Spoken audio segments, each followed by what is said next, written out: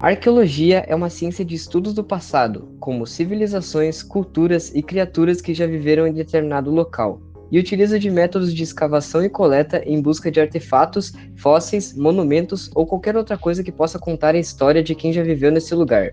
E é essencial para outras áreas como a história e a antropologia. Mas uma questão difícil de ser respondida pelos arqueólogos era como saber a idade do material encontrado, dúvida a qual foi respondida com a descoberta do uso da radiação na arqueologia. A radiação começou a ser descoberta em 1896, posterior aos estudos sobre os raios X, e se trata da emissão e propagação de energia através de partículas ou ondas eletromagnéticas. Seus estudos podem ser utilizados para a descoberta da idade de fósseis através da análise do carbono 14, por um processo chamado de datação de fósseis. Com relação à categoria de radiações existentes, existem duas, podemos dizer assim: as radiações não ionizantes e as radiações ionizantes. As radiações não ionizantes são uma categoria de radiação que, por possuírem um nível de energia baixo, são incapazes de realizar a segregação de átomos presentes em uma molécula, não ocasionando em nenhum tipo de alteração dentro do meio material em que está inserido.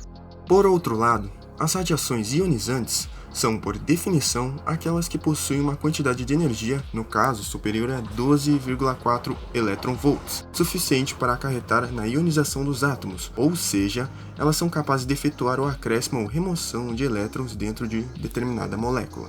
Esse processo causa diversas modificações físicas em objetos, porém, essas transformações variam dependendo das características da radiação em si. Essa categoria é dividida em três tipos de radiação: a radiação alfa, ou partículas alfa, a radiação beta, ou partículas beta, e a radiação gama. Na arqueologia, dentre os diversos processos utilizados para o estudo de objetos antigos envolvendo essa área, o único que envolve a radiação propriamente dita é a datação de fósseis, pois, para que seja possível estipular quanto tempo uma amostra está presente em um determinado local, é realizada toda uma análise em cima das transformações físicas e químicas por elas sofridas com o decorrer dos anos. Como já mencionado, um dos métodos de datação de fósseis é a partir da análise do carbono 14. Esse elemento é formado quando nêutrons de raios cósmicos bombardeiam o nitrogênio 14 nas camadas superiores da atmosfera. Essa substância é absorvida por todos os seres animais e vegetais, tanto pela fotossíntese nas plantas, como na ingestão dessas plantas pelos animais. Para fazer a datação a partir do carbono 14, se leva em consideração o período de meia-vida, ou seja, tempo necessário para que a radioatividade se reduza pela metade. Para o carbono 14, esse período é de aproximadamente 5.730 anos. Agora vamos para um exemplo. Um fóssil que apresenta apenas 12,5% de teor de carbono presente nos seres vivos revela 3 meias-vidas completas. Ou seja, tem aproximadamente 17.190 anos.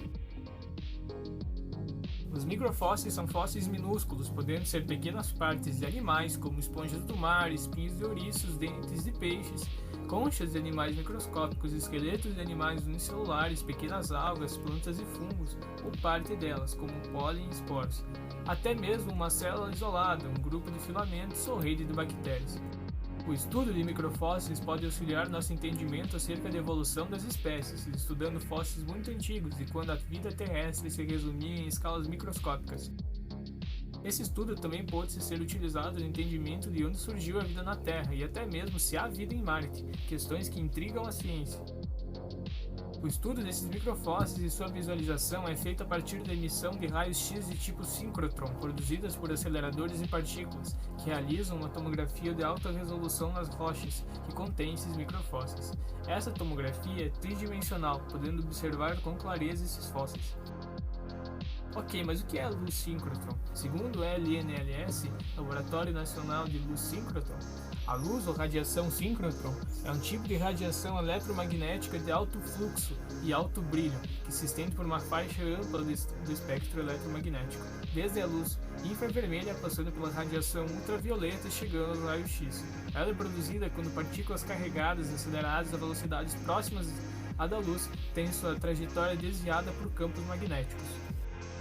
A emissão dessa radiação foi prevista teoricamente pela primeira vez pelo ucraniano Dmitry Yanenko e pelo russo Isaac Pomeranchuk em 1944. A comprovação experimental não tardou. Em 1947 ocorreu a primeira observação nos laboratórios de pesquisa da General Electric. Ela foi realizada em um acelerador de partículas do tipo síncrotron, com elétrons acelerados até 99,997% da velocidade da luz. O Brasil possui um acelerador de partículas de quarta geração, capaz de gerar luz síncrotron, sendo um dos mais avançados do mundo, o Sirius, e está à frente de pesquisas com microfósseis e estudos sobre eles.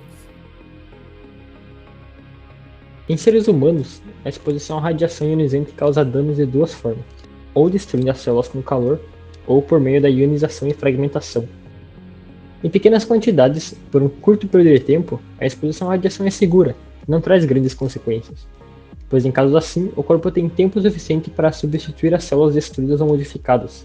Porém, em quantidades maiores e por um maior tempo, pode causar náuseas, queimaduras, a síndrome aguda da radiação, também conhecida como SAR, e até mesmo câncer. A exposição prolongada a uma pequena quantidade de radiação ionizante também pode induzir o surgimento de câncer e mutações genéticas. Em casos assim, a radiação deposita energia o suficiente para romper ligações moleculares. Cerca de um quarto delas não são reparadas. Isso dá origem a um ciclo lento, onde as próximas gerações de células do corpo têm uma maior taxa de ocorrência de mutações genéticas, aumentando o risco de se desenvolver algum tipo de câncer.